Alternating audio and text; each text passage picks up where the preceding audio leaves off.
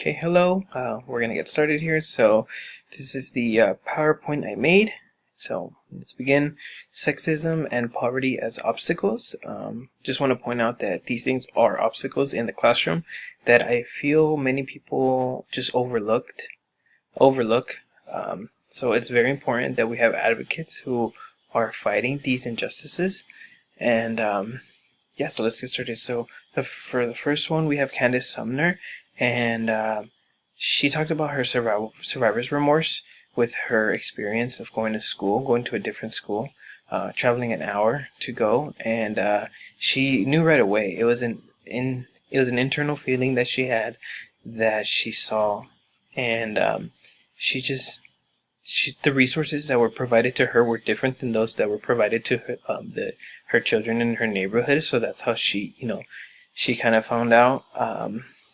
Something that I like is that she provides as many resources to her students as possible, and her library is very powerful. She gave a lot of insight of how the reaction of her students and the books, so that was really nice.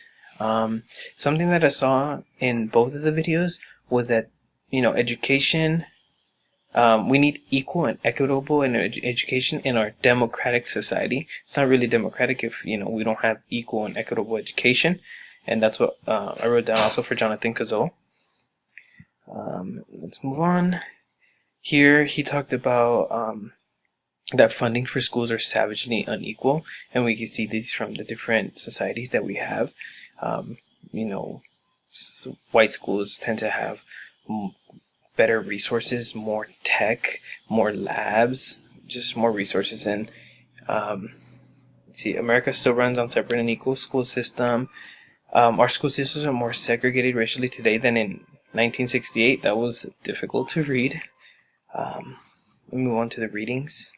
See how much time I have left. Okay, another minute. Okay, so, well, something that I just wanted to say for both of these is just that I don't know, it's just, we talk about how our students, or people say that, like, why are the students' scores so low? And it's just like, well, you're looking at the end result, but you have to justify how they got that. And it's just everything that goes into that, which is all of the resources.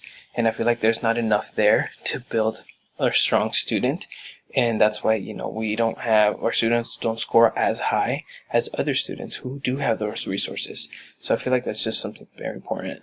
It's just not to look at the overall result, but just what happened to get there. Some of the salient points that I got from the reading is that, well, first I talked about poverty and how it started. And I know I said in 2007 there was a economic recession, and that resulted in a lot of people losing their jobs. And a lot of the people who had money in the stock market had, lost it. But even before that, people weren't getting paid a living wage. And so there's the definition for that's on the book. But let's continue. So we have here over 50 million children who live in poverty. And I like this right here. Food insecurity is a euphemism for hunger. So we just gotta have to call it how it is. It's hunger. Children living in hunger. And it's just, food insecurity is just a fancy term for that. School stratification refers to a system hierarchy in which the best schools and education opportunities are funded in high income neighborhoods. So I already touched on this. It's just they get more resources than those of the low income students. Here are just a couple other things that I saw. I don't want to go over my time, already 4 minutes.